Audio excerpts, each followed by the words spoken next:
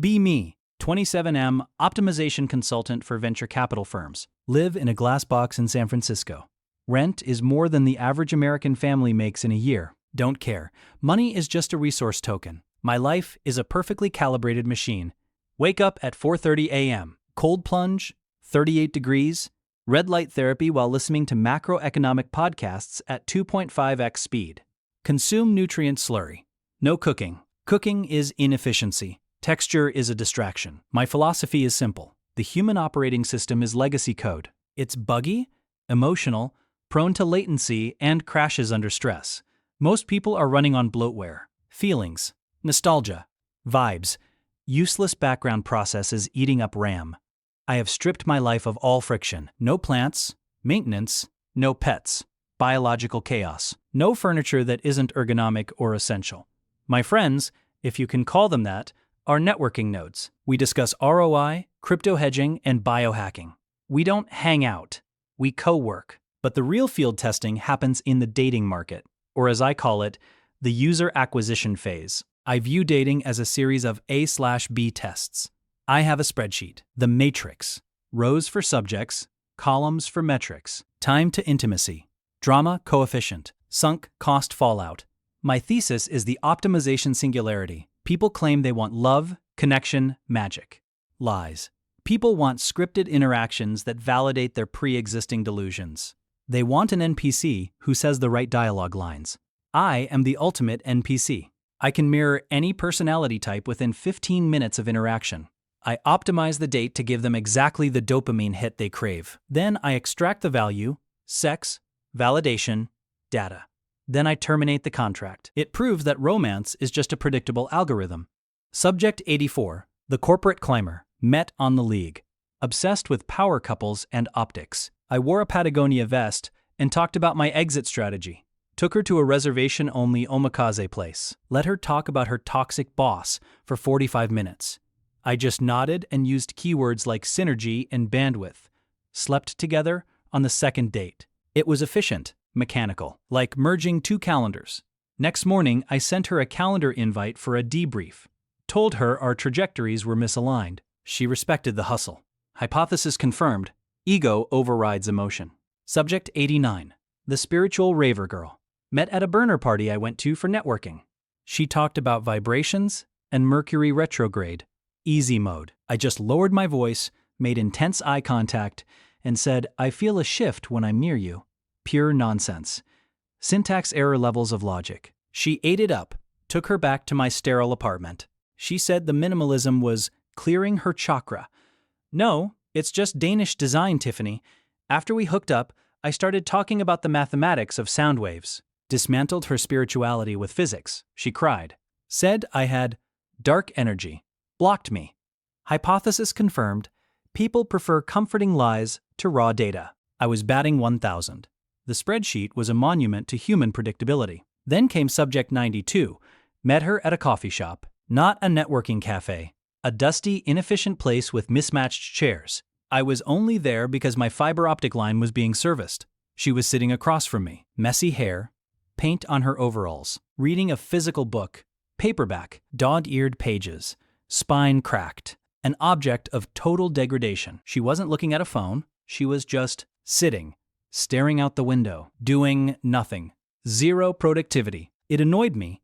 I decided to engage. Run a diagnostic on this outlier. Productive afternoon? I asked, putting on my charismatic tech bro mask. She looked at me. Eyes were gray. Not bright, just calm. Not really, she said. She smiled. It wasn't a networking smile. It wasn't a flirtatious smile. It was just there. I've been reading the same paragraph for 20 minutes, she admitted. I scoffed internally. Reading comprehension failure. Distracted? I asked. No, just enjoying the sentence. It tasted good. Tasted good. Synesthesia? Or just pretension? Her name was Elena. She was a restorationist. She fixed old things, broken violins, cracked ceramics, torn paintings. A job entirely focused on the past, sunk cost fallacy personified. Why fix old junk when you can print new, better versions? I decided she would be my magnum opus, the Luddite. I would date her. I would introduce her to the efficiency of the modern world. I would upgrade her operating system, and when she was hooked on the convenience, On me, I would delete the account. Prove that even the analog souls are just waiting for a digital upgrade. First date. I planned to take her to a molecular gastronomy spot. Food as science, she countered. Come to my studio, I'll make pasta. Inefficient, high margin for error, but I accepted. Gathering intel. Her studio was a nightmare. Dust motes dancing in the light. Smelled like linseed oil, sawdust, and old paper. Clutter everywhere. Tools that looked like medieval torture devices. No screens. She was cooking on a single-burner hot plate, cutting tomatoes with a knife that wasn't even ceramic. Sorry about the mess, she said. She didn't look sorry. She handed me a glass of wine. Cheap red blend. So, I started, leaning against a workbench. What's the ROI on fixing a violin? The what? Return on investment. The hours you put in versus the market value increase. She laughed, a deep belly laugh. Oh, the hours never make sense. I spent 40 hours last week fixing a crack in a cello that's worth maybe $500. That's terrible unit economics, I said. You're operating at a loss. The cello belongs to a high school student, she said. It was her grandfather's. She cried when she dropped it. When I give it back, she'll play it again. That's the return. Sentimental value. Unquantifiable variable. Irritating. I tried to pivot to my world. Talked about scalability. About how AI can generate art in seconds. About how we're solving death with data. She listened, but not with the glazed-over look of the other subjects. She looked at me like I was a curiosity, like one of her broken violins. You speak very fast, she observed. I optimize for information density. You don't breathe enough, she said. She reached out and touched my arm. Her hand was rough, calloused, warm. A shock went through my system. Not sexual. Hardware malfunction. Relax, she said. The pasta takes as long as it takes. We ate. It was simple. Tomato, basil, garlic. I usually drink nutrient shakes because flavor is a distraction. This tasted real. It annoyed me how much I enjoyed it. We dated for a month. My schedule fell apart. She was never on time. She didn't use GCal. She would text me hours later because she forgot her phone under a pile of canvas. I should have cut her loose. Subject 92 was failing all KPIs. But I didn't. I told myself it was for the data. I needed to find the breaking point. Everyone has a price. Everyone wants the upgrade. I bought her an iPad Pro. For your sketches, I said. It saves to the cloud. You won't lose anything. You can undo mistakes. She used it as a coaster for her coffee mug. I like the mistakes, she said. The paper remembers the eraser marks. It's part of the history. But it's inefficient, I argued.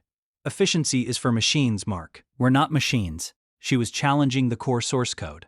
I had to escalate. I had to prove that her humanity was just a coping mechanism for mediocrity. I invited her to a tech gala, my turf. Everyone there was wearing $500 trillion shirts and talking about seed rounds. I wanted her to feel small, to see the power of the future, to see me in my element. A shark among sharks. I introduced her to a founder of an AI art generation company. This is Elena, I said. She paints by hand, the founder smirked. Quaint. Have you tried our beta? It renders brushstrokes indistinguishable from oil. Does a week's work in 0.04 seconds. I watched her face, waiting for the insecurity, the defensive anger, the realization that she was obsolete. She just looked at the founder's phone screen. It's very clean, she said politely. It's perfect, the founder corrected.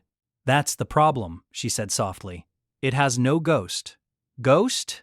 The struggle. You can't see the struggle in the image. It looks like it just appeared. There's no weight to it. The founder rolled his eyes. Weight doesn't scale. Neither does the soul, she said. She walked away to get a drink. I followed her. I was angry. Why wasn't she braking? Why wasn't she impressed by the velocity of our progress? You embarrassed me, I hissed. He was rude, she said. And he's sad. Sad? He's worth $40 million. He's trying to erase the act of creation because he's afraid of the effort. That's sad. It's evolution, Elena. You're holding on to the past because you're scared of the future. She looked at me, really looked at me. And you're running toward the future because you're terrified of the present. Direct hit. Firewall breached. I pulled away. I'm taking you home. The drive was silent. I was calculating. I needed the kill shot. The ultimate deconstruction. We got to her apartment, a messy, vibrant walk-up in the Mission. I didn't go in. I stood on the sidewalk. This isn't working, I said. Cold. Clinical. I know, she said. She didn't look devastated. That infuriated me. I needed the reaction. I needed the data point. You want to know why? I asked. I think I know, she said. No, you don't. You think it's because we're different.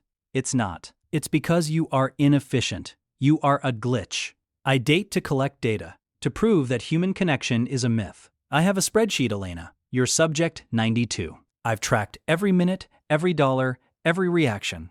I paused, waiting for the tears. Waiting for the, "You're a monster." I predicted your reactions with 90% accuracy until tonight. You're just another variable I was trying to solve. And now that I see the code is spaghetti, I'm formatting the drive. I smiled. Cruel. Victorious. You were never a girlfriend. You were a case study in obsolescence. The silence stretched out. The streetlights hummed. She stepped closer. She didn't slap me. She reached out and fixed my collar. Her eyes were wet, but not with hysteria. With pity. Deep, crushing pity. "Mark," she whispered. "What?" I snapped. I saw the spreadsheet. My stomach dropped. "What?" "Last week. You left your laptop open when you went to the bathroom." I saw the Matrix. I froze. "And you stayed?" "I wanted to see if you were real," she said. She pulled her hand back. I thought maybe if I showed you something real, something messy, you'd stop counting. She shook her head. "You think you're the scientist, Mark. You think you're the one running the experiment." "I am." "No," she said. "You're the rat in the maze. You built the maze yourself, and now you're starving in it because you're too afraid to eat the cheese unless you can measure the calories first." She stepped back toward her door. "I don't hate you. I just feel so sorry for you. You're trying so hard to be a machine. But machines don't get lonely. And you are the loneliest thing I have ever met." "I'm not lonely," I shouted. "I'm optimized. You're empty," she said. She closed the door. The click of the lock was the loudest sound in the world. I stood there, checked my heart rate on my Apple Watch. 110 BPM. Cortisol spike detected. Inefficient. I walked back to my Tesla, put it on autopilot, drove back to my glass box, walked in. It was pristine. White walls, chrome surfaces, silence. I sat on my ergonomic Herman Miller chair, opened the spreadsheet, subject 92. Status terminated. Result. I stared at the blinking cursor. I typed success. Deleted it. I typed incompatible. Deleted it. I looked around the room. No dust. No mess. No history. Just future. Cold, sterile, perfect future. I looked at my hand. It was shaking. A tremor. A glitch. I remembered the taste of the tomato sauce, the scratch of the wool blanket on her couch, the smell of linseed oil. My apartment smelled like nothing, like ionized air and plastic. You are the loneliest thing I have ever met. I opened a new tab. Midjourney. Typed in prompt, a woman fixing a violin, warm light, messy studio, oil painting style. The AI generated 4 images in 3 seconds. They were perfect. The lighting was flawless. The composition was golden ratio. I looked at the hands in the image, 6 fingers, melding into the wood, soulless geometry mimicking life. It looked exactly like my life, perfect from a distance. A horror show up close. I closed the laptop, sat in the dark, waiting for the scheduled sleep cycle to begin. 4:30 a.m. is coming? Cold plunge is coming. The routine continues. I am optimized. I am efficient. I am alone. Thesis. Error 404. Thesis not found.